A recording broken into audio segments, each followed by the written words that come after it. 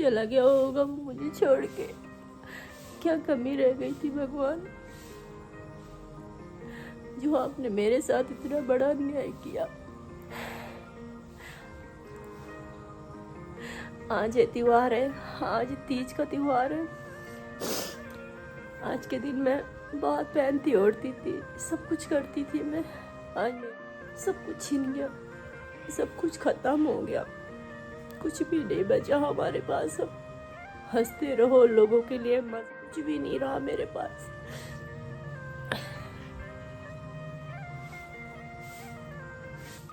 जय श्री राधे कृष्णा। स्वागत है आपका। कैसे हैं आप सभी? तो आशा है आप सब अच्छे हों, मैं भी ठीक हूँ। और आज मैं थोड़ी सैड हूँ तो एक पागल हूँ मैं भी ना, और मैं बता भी रही हूँ। मैं किसे बताऊँगी, कोई है ही नहीं सुनने वाला, मैं किसे बताऊँ? आप ही लोग तो हो, है ना? आप ही लोग हो जो मैं जिसको शेयर कर देती हूँ सारी बातें मैं हाँ, वरना इतनी बड़ी ज़िंदगी में इतना कुछ हो रहा है। एक औरत डिप्रेशन में चली जाती है और परेशान हो जाती है, बहुत ज़्यादा दुखी, और उसको ये भी ख्याल नहीं होता है कि ये डिप्रेशन होता क्या है। परेशान हो जाती है कि वो एक दिन हिम्मत हार जाती है। पता है, वो एक दिन हिम्मत हार जाती है, टूट जाती है अंदर से। पता है, कोई भी लेडीज़ हो जिसने अपनी जिम्मेदारी को समझा है ना, जिसने अपनी खूबी फैमिली का और परिवार का ध्यान रखा हो अपने से भी, तो वही औरत को देखना एक दिन कोई नहीं समझता है। ठीक है, कोई नहीं समझता है। तो मतलब एक औरत ना टूट जाती है, वो उम्मीदें छोड़ देती है कि मैं अब क्या करूं, है ना?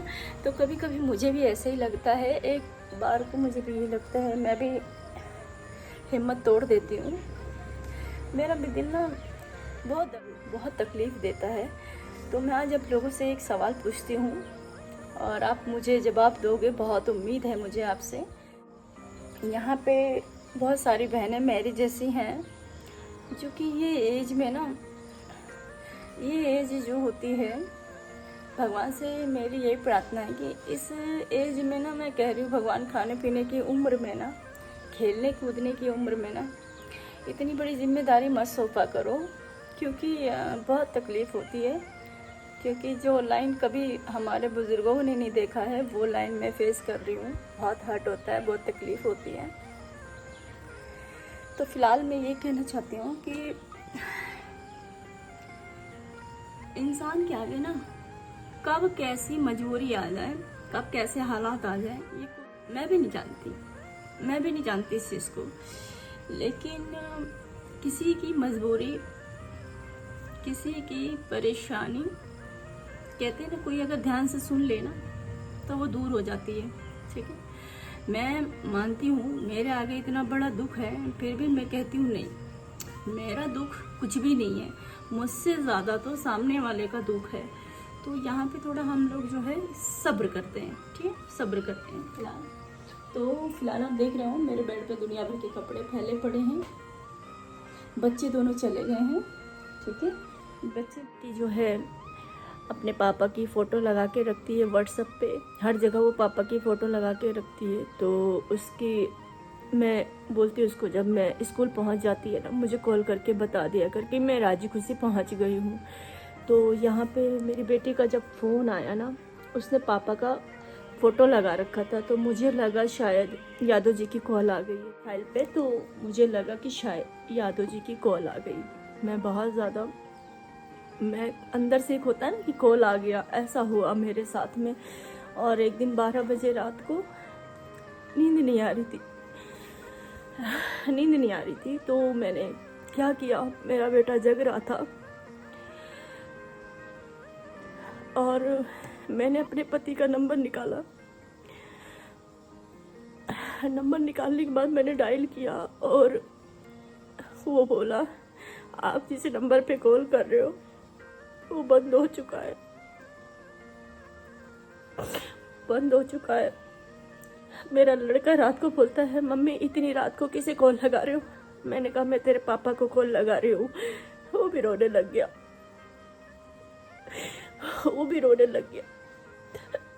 मैंने कहा यार इसका नंबर क्यों नहीं बंद होगा, जब वही ज़िंदगी में नहीं रहा तो उसका नंबर हमारे पास क्या होगा कर। ये सब चीज़ें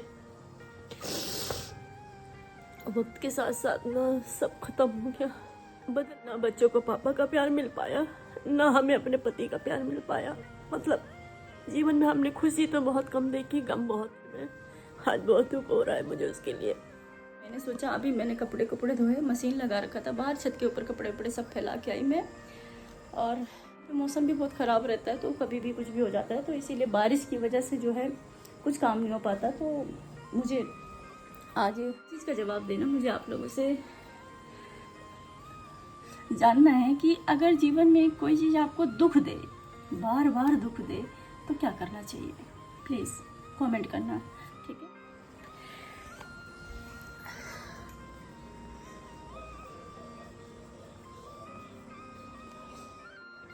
दर्द भी तो ऐसा होता है कि करें तो करें क्या करें, समझ भी नहीं आता है ना। तो मैं यही पूछना चाहती हूँ आप लोगों से, अगर ज़िंदगी में कोई चीज़ आपको बार बार दर्द दे तो उसको क्या करना चाहिए? मैं आपसे ये जानना चाहती हूँ। क्या मुझे अपने जीवन के बारे में सोचना चाहिए? आप बताओ।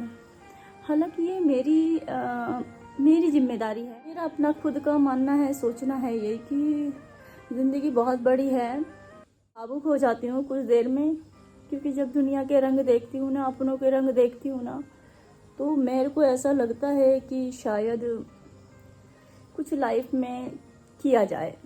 फिर मन बोलता है नहीं, लेकिन शायद अगर मेरी जगह पे मेरे हस्बैंड होते ना, शायद वो मेरे बारे में इतना नहीं सोचते। तो फैमिली सोचने के लिए उनको छोड़ती ना, ठीक है। तो मेरे दिल में यही लगता है कि मेरे पास ना शादी का पूरा जोड़ा है, ठीक है।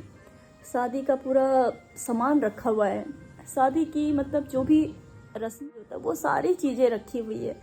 और जब उसे देखती हूँ ना, मेरा मन खराब हो जाता है, मैं परेशान हूँ।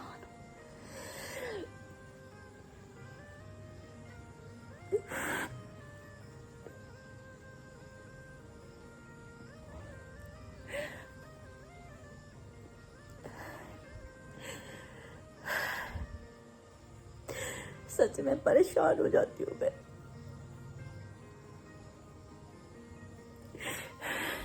क्यों किया होगा भगवान ने हमारे साथ? इतनी तकलीफें, इतनी परेशानियां क्यों नहीं जीने देती मुझे? उसके होते हुए तो मुझे कोई तकलीफ नहीं हुई, कोई परेशानी नहीं हुई, लेकिन आज क्यों हो रही है? जैसे जैसे जख्म पुराना होता जा रहा ना, वैसे वैसे रोना आता है। सच में बहुत खुश रहती हूँ मैं, बहुत खुश रहती, मैं किसी को नहीं दिखाती मैं आज परेशान हूँ। लेकिन ना सच में इंसान मजबूर हो जाता है, बहुत परेशान हो जाता है। आप ही बताओ क्यों परेशान हो जाती हूँ मैं? कहती हूँ मैं सब कुछ तो है भगवान, एक ही चीज तो नहीं है। मेरा दिल उसी के लिए क्यों रोता रहता है? क्यों परेशान होती हूँ मैं? ऐसा मन बोलता है मेरे बाबू के साथ कुछ अच्छा नहीं हुआ, बहुत रोती हूँ। सब लोग बोलते हैं कि रोना नहीं चाहिए, चले गए जो चला गया, उसके लिए रोना नहीं चाहिए।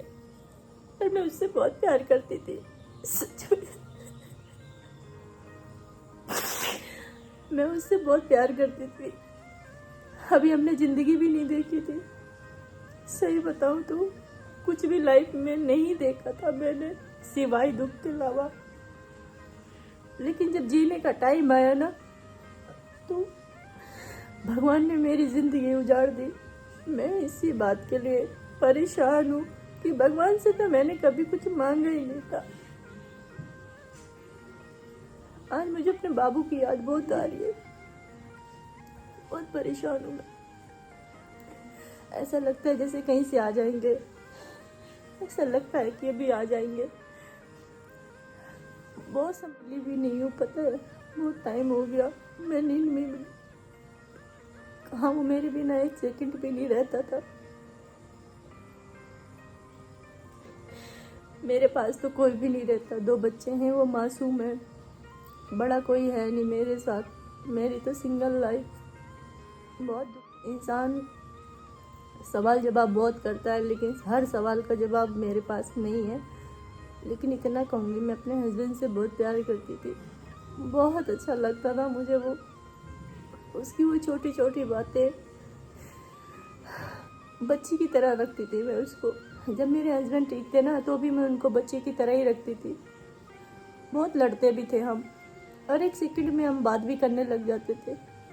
आज बहुत दिल रो रहा उसके लिए, बहुत दिल रो रहा अंदर से, मैं किसी को नहीं बता सकती।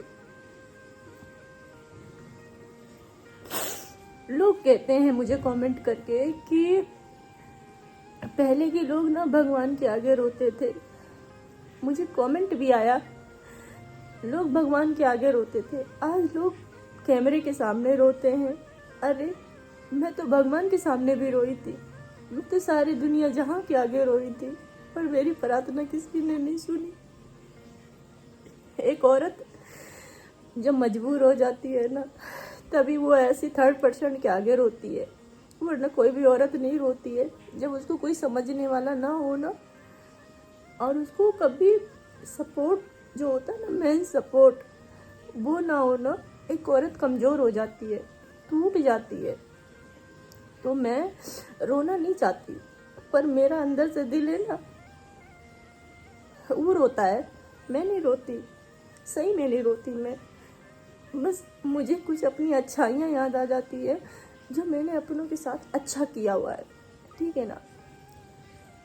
मुझे अच्छा यही है कि अभी हमारी ज़िंदगी में हंसना, खेलना, कूदना, अपना घूमना फिरना, अपने हस्बैंड के साथ पल बिताने का टाइम था, वो आज नहीं है मेरे साथ। जो मेरे को अपने पति के साथ चलकर काम करना चाहिए था, सारी जिम्मेदारियां समझनी थी, वो मेरे अकेले के ऊपर आ गई है। तो वही औरत रोती है कैमरे के सामने, जिसके अंदर ना दर्द होता है। और मेरे साथ बहुत लोग हैं, मुझे सपोर्ट करते हैं, मुझे प्यार करते हैं, देखना चाहते हैं मेरे को हंसता खेलता, लेकिन मैं नहीं कर सकती। कैमरे के सामने रोने का मतलब यही होता है कि कभी कभी क्या होता है ना, जो कोई नहीं समझता ना, वो यही कैमरा ही समझ जाता है, ठीक है ना, यही कैमरा ही समझता है।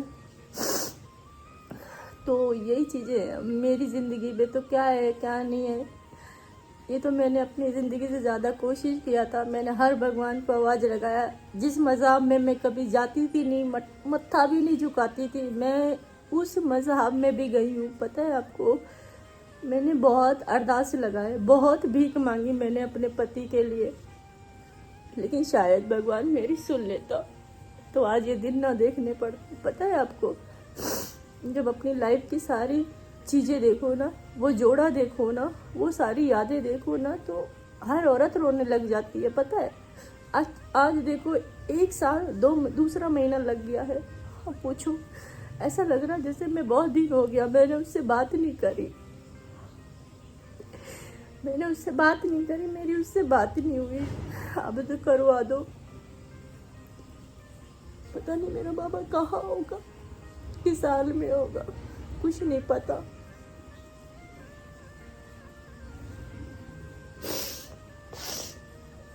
अपनी उम्र से ज़्यादा मैंने उनको बचाने की कोशिश किया था। पता है, जो नहीं करना चाहिए था ना, जहाँ नहीं जाना चाहिए था ना, मैंने वो सारी चीज़ें करी। तो शायद आज